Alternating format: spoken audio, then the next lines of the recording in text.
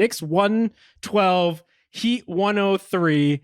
Was the Knicks stay alive? It might have cost Jalen Brunson and Quentin Grimes some cartilage maybe in their knee because they played all 48 minutes in this game. We call that a Tibbs special, but they're still ticking, man. They're still going. And so do you have any hope that the Knickerbockers can get back into this one?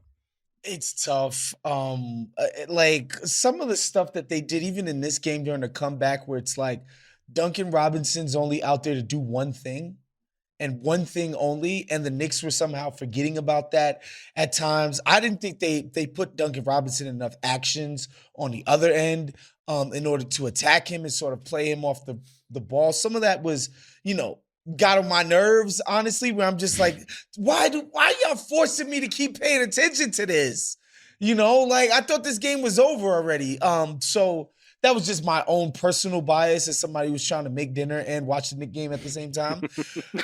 But I will say this, man. The freaking guts and the balls on this Jalen Brunson kid are just incredible.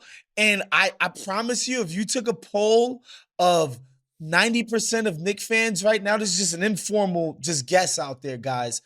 Jalen Brunson is on the Knicks Mount Rushmore already, right now. Just like the fact that this man would go out and play 48 minutes and play the way that he played, make the timely shots that he made, just doing it all on his own. He's not being set up by anybody. He's not playing off of, some gravitational pull of these other great players on his team. He's doing this shit by himself. And he's doing it against one of the best defensive teams left in the playoffs, against against Spoelstra, a mastermind of defense, and just getting it done. Like, this guy is, I can't say enough about Jalen Brunson and the job this guy does, man. Yeah, there were 2 All-NBA players in this game and an all-defense center, and Jalen Brunson was like by far the best player on the floor to the point where it wasn't even close. And yeah, 38 points on 22 shots, great. 7 assists, 9 rebounds, awesome.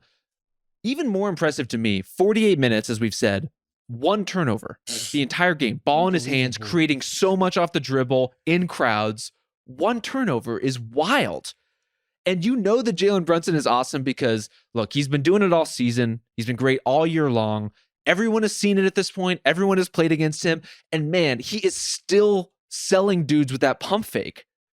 Like, how do people not know better than when he gets in the lane that you can't jump at that? And yet, if you don't jump at it, I guess he's just going to hit every damn floater he throws up. Yeah, the Knicks really shot out of a cannon in that second quarter where it was Brunson, Grimes, Barrett, Toppin, Hartenstein. And it just seemed like they were running for the very first time. Like, let's stop and just point out the Knicks actually won the fast break points in this game, 16-9. They had 16 fast break points. The New York Knickerbockers, who play in the mud pretty much all the time. It just seems like there was just something to that. We might want to discuss the fact that Julius Randle was not in that said lineup, but part of it I also think was just Toppin just like zooming down the court and being able to run with these guys. It just felt like there was a little extra kick to that lineup and to that team when they needed it most. And you have to credit Brunson probably first and foremost for that. All right, I cannot believe that my role on this podcast has become to be a Julius Randle defender. Interesting. But he was good in this game. Yeah, he was pretty good. He was good. I think, okay, 2 very important things in this game. One, the Knicks got to the free throw line a shit ton. And a lot of that was Julius Randle was a really good drive and kick engine for their offense. Got to the free throw line a lot himself, made a lot of smart passes. Also, like, kicked out for a lot of threes to the point that the Knicks matched the Heat 3 for 3, even with Duncan Robinson going off. I thought those things were really important. And like a lot of that stuff points back to Julius Randle and the way he creates. I thought he was plenty good enough, to be honest with you. And really, I think the triumph of this game for the Knicks, the reason they're still alive, is they look like the Knicks. Like, they did have the fast break points, but they also like ruled the offensive glass again. Like Mitchell Robinson had that kind of impact again. Like they kind of looked. It looked at least like a familiar blueprint. I want to give credit to both Rob and Justin here. Wow, I'm not the biggest. Y'all know I'm not the biggest Julius Randle guy. I don't think the answer is scaling Obi Toppin's minutes up. that's not going to work, right? Like, that's not going to be how they win this series. And obviously, we know it's not going to be let's play Hartenstein and Mitchell Robinson. Like he can't be, his minutes can't be replaced at the 4. Both offensively and defensively, quite frankly, because again, I say this all the time. Much as I love Obi Toppin, I'm one of his biggest fans out here. He ain't there on defense yet. Julius Randle is an upgrade on defense to that guy. And so his minutes are important. His sort of innings eating is important, especially on offense where, again, Jalen is asked to do so much of this on his own. And so I think he gave it a good effort. And the Knicks not completely folding when I was just like, oh my God, are they Knicksing again? When Miami starts making that furious comeback, it was nice to see. I think that's probably the key point here. I definitely feel like the Brunson Grimes part of that second unit probably was the bigger factor than the Toppin Hartenstein, and the fact that they were probably playing against the Heat second unit. I just thought like they moved in a way that they hadn't before, and it was something that they needed at a point in the game where the game was still hanging in the balance, and it probably was among the more decisive things. I also think part of this is the fact that the Heat missed a ton of wide ass open 3-point shots, 13 for 43 here. And like, as Waz was outlining there, I think this could have been yet another grinded out, come from behind Heat win, but a lot of those shots weren't falling. I think one of the big things that the Knicks did in this game, and they did to a certain degree the previous game, is Butler has virtually become a distributor. Now, how healthy is he? Who knows? He's moving around like 38-year-old LeBron sometimes, but his like effect on the game has largely become just kicking it out to the shooters. If they're not going to make those shots, then like that's kind of the ball game, you know?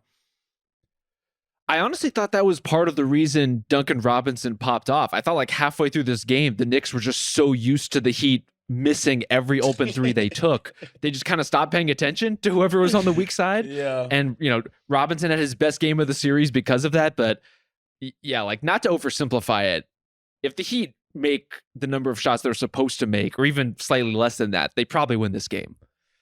Yeah. I mean, Kevin Love 0 for 7, which probably played a big part in the Duncan Robinson minutes. But like, we've seen this over and over again with Miami. It's like they're going to work the math to their advantage by stuffing the lineups with 3-point shooters and then having Jimmy be great. And if Jimmy's not going to be great, that's probably, if you want to find a silver lining for the Knicks going forward, a pathway, maybe, sort of, if you squint hard enough, like that's it. It's like Jimmy's hobbled and we're going to make them work for everything else.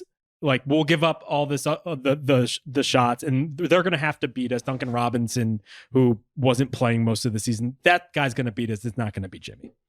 Yeah, and I think the Knicks have to find a way, because on a lot of these things, it's like the Heat are running their high screen double pick and roll at the top, the same exact play over and over, and producing wide open threes every single time. I think the Knicks need to find a way to gum up the works on the freaking Heat's initial action. Like, you have to make them counter you, please. For the love of God, make them come up with counters and different ways of generating offense, right? And so I think in this day off, they need to devise something that sort of takes Miami out of that, because they were just walking into great looks in the second half, right, specifically. And so I think that's something to definitely look for. But yeah, Brunson played 48 minutes. He's going to have to play another 48, because guess what? It's still do or die. It's and guess what we know? He's gonna die. Tibbs won't be afraid he might to kill die. him. He will not shy away from that. I mean, Tibbs tried to kill Quentin Grimes in this game. Oh my God! Really? Like, while we're devising things in practice, can we devise a way to get him 2 minutes of rest after a major, what seemed to be a pretty major leg injury? He looked like he hyperextended his joint, started limping. Like, came up with this gutsy ass steal. I'm like, yo, this guy is the steal, laying it on the line. Still does not come out of the game. And it's not like he didn't have an adequate replacement available. Like, Josh Hart has been good at times in the series in these playoffs. Sure. He played 9 minutes. It's just like Tibbs is going down with the ship.